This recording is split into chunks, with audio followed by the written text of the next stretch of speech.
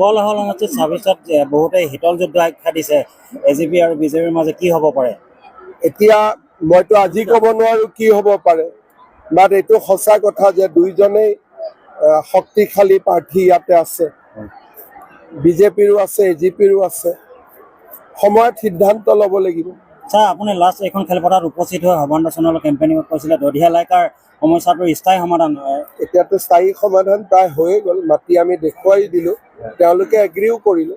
গতিকে এতিয়াতো খালি উঠি যোৱাৰ কথা, অকণমান কাম বাকী আছে, সমস্যাটোতো সমাধান হৈয়ে গ'ল। ছাৰ, খেৰণী সমস্যাটো লৈ আজি ৰণোজ পেগু ডাঙৰীয়া আছে, অলপ স্পৰ্শকাতৰ সমস্যা, মই ভাবোঁ যে ঠিক হৈ যাব।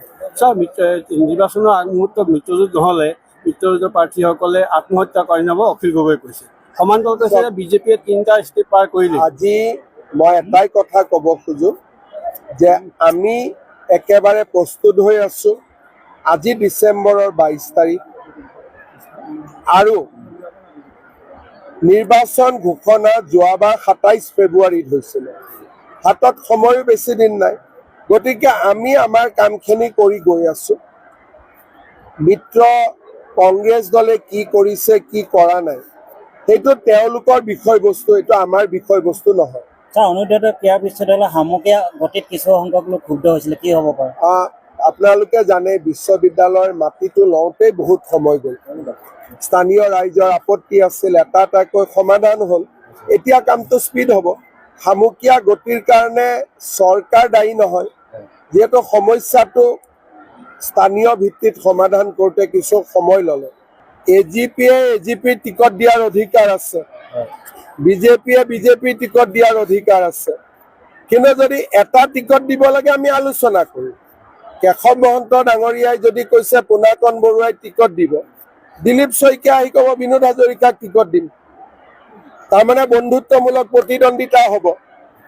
আৰু যদি বোলে নহয় মিত্ৰ দল হিচাপত হ'ব, তেতিয়াহ'লে আমি কোনেও এনাউন্স কৰিব নোৱাৰোঁ, আমি ৰখিব লাগিব। জুবিনৰ ন্যায় ব্যৱস্থাৰ কিমান দিনৰ ভিতৰত সমাপ্ত হ'ব বুলি ভাবে? কোৰ্টৰ ওপৰততো মোৰ কোনো অধিকাৰ নাই। পৰিস্থিতিৰ স্পৰ্শকাতৰ, ৰণোজ পেগু তাতে আছে, মই ভাবোঁ সমাধান হৈ যাব।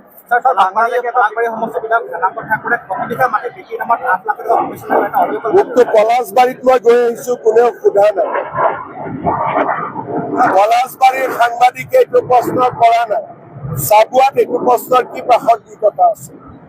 ছাৰ, বাংলাদেশে অসম আৰু উত্তৰ পূৰ্বাঞ্চলৰ বৃহৎ এটা অংশ তেওঁলোকে অন্তৰ্ভুক্ত কৰিব বুলি কৈছে, কিন্তু অসম চৰকাৰ আৰু ভাৰত চৰকাৰে কেনেধৰণে প্ৰস্তুত?